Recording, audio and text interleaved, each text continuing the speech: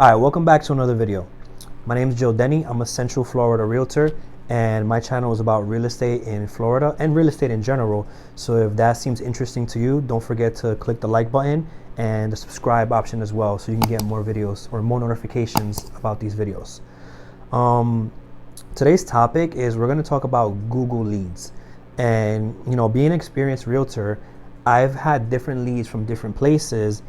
And the main thing that happens is eventually you want to know where you can get the lowest cost per lead. And usually the top two places where I've gotten the lowest cost per lead have been Facebook and Google. This video is going to talk about the Google leads. So what happens is there's people randomly searching on the internet for real estate, homes for sale, and different things out there as far as like real estate searches related. And what happens is if your company provides you an IDX website or a lead capturing website, you will have access to the local MLS on your website. And usually the good companies have a lead capture form on your website. So they visit your site, the consumer, they click around a few times, and it should ask them to enter their information. So their name, phone number, email, whatever information is important to capture so you can call them.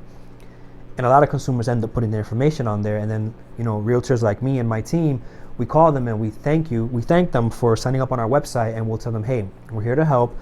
What's your timeline looking like? We hit them with a script of like, when are you looking to move? What's important to you? Do you have a realtor already? Are you pre-approved? Is it cash? Is it financing? We go through a list of questions. What happens is you can't treat that lead the same way as you would treat, let's say, a referral that's ready to go.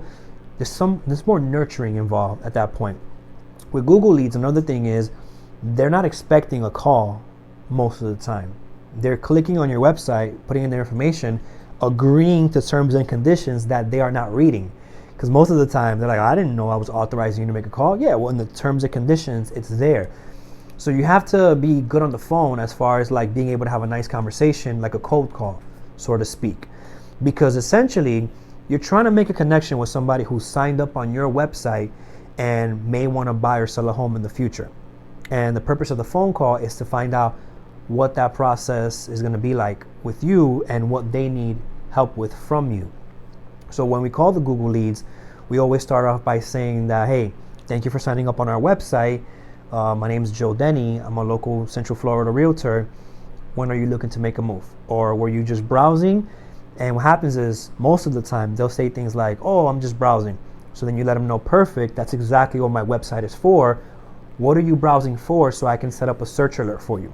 Now the search alerts come into play later on because they go hand in hand with behavioral automations.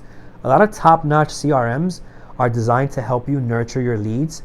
So for example, the CRM that we use, it will send properties to the client, and if they look at the property 5 times, it will send them a text message and an email saying, hey, it seems like you like this property. Would you like more information on it? And when 10 people are getting that message and 2 of them are responding saying, yes, I would like a showing, and you're out there showing houses to somebody else, that's a CRM that you want to use because it's helping you with behavioral automations.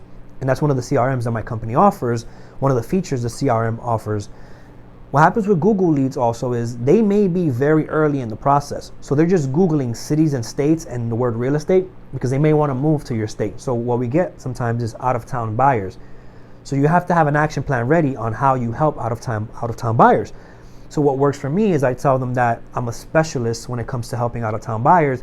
And my process is we send you properties, we send you different websites to check crime stats, school zones, school ratings. And when you pinpoint the properties that you like, I can go and make videos of those communities and get more information on what those HOAs cover, what amenities are there, as well as what's in the surrounding areas. So that's one of the ways that we help our out-of-town buyers.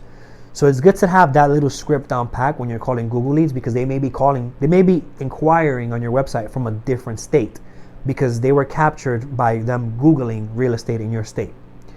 Now, as far as like Google leads comes, I've seen Google leads as cheap as like $5 a lead, $4 a lead, as high as like $15 a lead. So when you're out there comparing programs, and you're thinking about a budget, I would say the average price point was maybe $5 all the way to $20 per lead, which is very inexpensive comparing to those big companies that do a lot of lead generation for you.